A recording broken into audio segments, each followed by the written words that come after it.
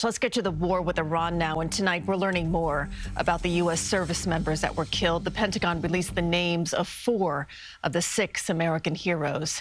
And as Democrats question the president about his decision to attack Iran, Americans stranded in the Middle East are now frantically trying to get home.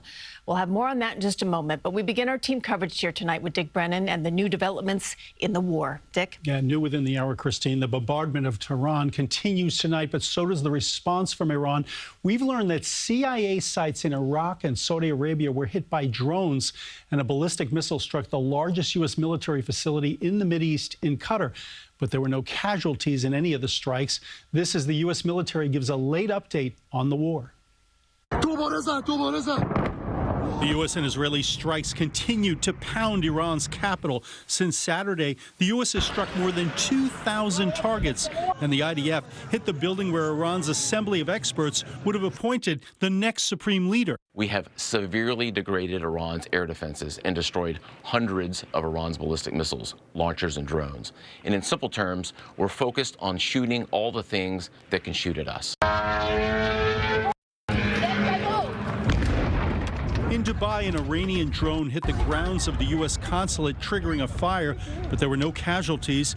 The UAE released this video showing its air defenses intercepting one of 186 Iranian missiles shot into the country. Most were shot out of the sky, but damage has been extensive. Oh, my God. President Trump insists he was not pulled into the war by Israel. If anything, I might have forced Israel's hand, but Israel was ready and we were ready.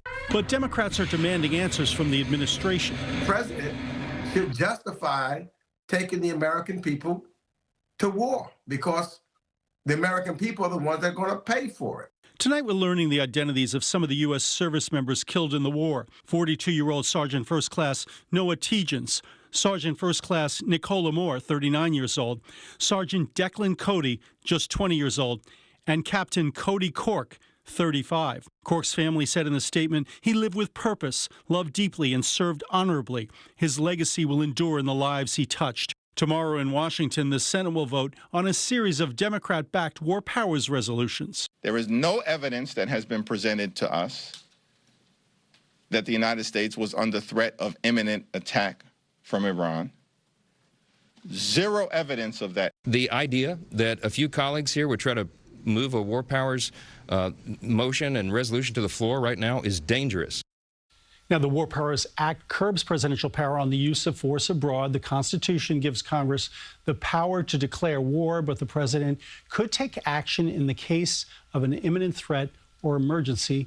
Tomorrow, Christine, it appears they'll be debating what was or is the imminent threat. Exactly, at the crux of the debate. Yep. Thank you, Dick.